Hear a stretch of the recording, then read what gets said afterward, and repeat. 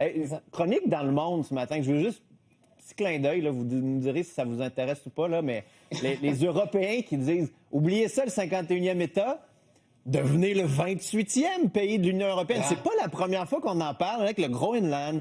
La gouverneure générale qui va ouvrir un consulat au Groenland. Marc-André, tu y crois à cette idée-là, sans nécessairement qu'on bouge notre pays puis qu'on le colle à l'Europe? Mais tu sais, travailler plus avec l'Europe, si on rentrait dans leur, je sais pas moi, leur entente géopolitique, est-ce que ça nous aiderait plus? On peut. On a un accord de libre-échange. On peut en faire plus. On peut en faire plus avec l'Europe. On peut en faire plus avec différents marchés. Commençons avec l'Europe, peut-être? Commençons avec l'Europe. Les premiers voyages de M. Conley qui a été premier ministre, c'était la France, c'était la Grande-Bretagne. Donc, on peut continuer à faire ça, sauf qu'à la fin, on va arriver au même constat que les 150 dernières années, qu'on dit qu'on a vu diversifier notre économie. Dessiné. Mais non, mais j'en ai vu des annonces, j'en ai préparé des annonces. Combien de ministres au Canada, au Québec ont fait des annonces? On va diversifier nos marchés, on va aller voir ailleurs, on va exporter ailleurs. Faut baisser notre dépendance aux États-Unis.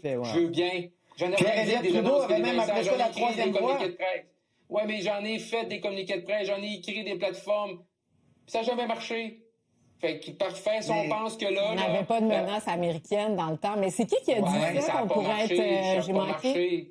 C'est un chroniqueur dans Le Monde. Ah, okay. C'est pas la première fois qu'on l'entend. Mais parce que ça pourrait être génial. Moi, je veux dire, pourquoi pas pas devenir pourquoi pas faire partie de l'ensemble. Tu sais, ça s'est déjà vu, là, des pays qui sont, je veux dire, outre-mer, là.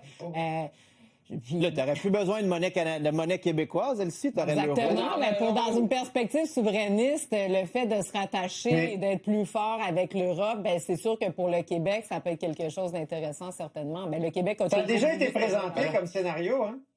J'avais trouvé un article qui datait des années 90, là. Ah ouais? Où des souverainistes disaient on a quand même 2 frontières avec l'Europe, Saint-Pierre-et-Miquelon, puis le Groenland. Alors, on pourrait très bien demander notre adhésion.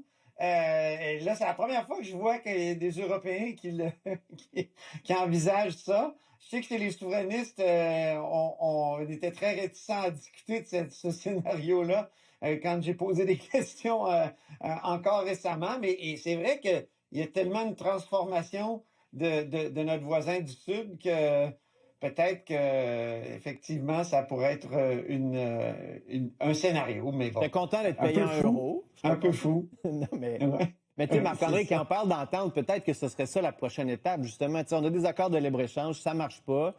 Mais si on devenait membre, si on participait, si, je sais pas, mais on aurait peut-être moins de barrières tarifaires avec l'Europe qu'entre nos provinces encore, là, surtout en français. Mais sans doute qu'on peut faire des ententes, justement, pour les baisser encore plus. Tout le monde, c'est ancien, on veut pas être le 51e État, on veut être indépendant. On va être canadien, on va être indépendant. Là, mais maintenant, on va dire non, mais là, finalement, on va aller avec l'Europe. Moi, je vois pas ça. Un Québec pays déjà qui fait des alliances avec l'Europe, c'est merveilleux. Il y a bien des gens qui se plaignent de la Commission européenne. Le Québec pays, là. Oui, mais le problème du Québec, c'est qu'en ce moment, là, on est tout le temps tourné de se comparer à l'Ontario puis au Nouveau-Brunswick. Le Québec peut faire des relations internationales avec le Brésil, avec la France, avec l'Australie, avec le Japon.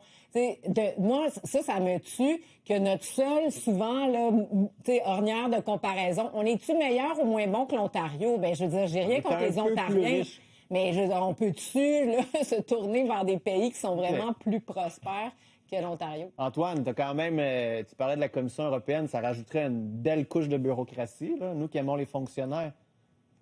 Oui, peut-être qu'on en viendrait à critiquer Bruxelles autant qu'on critique Ottawa. Qui sait? Okay. Il y avait un autre scénario un peu fou qui avait été présenté par Conrad Black. Lui, il avait dit il faut que l'Angleterre se joigne à l'ALENA. Et comme ça, on aurait... Ben. Oui, c'était dans la perspective anglo-saxonne. Ça, c'est c'est évidemment avant le Brexit, bien avant le Brexit. Donc, il y a des scénarios comme ça transatlantiques qui ont été présentés à travers le temps, mais ça a jamais été très loin. je pourrais être payé en pounds aussi, ça me dérangerait pas du tout. Elsie, Marc-André, Ouais, avec Antoine. le coût de la- Non, mais ouais, ça changerait un peu la donne, rien qu'un petit peu. Ouais, un peu. On se dit à demain. Merci encore demain. une fois. Toujours intéressant de vous jaser ça. Salut.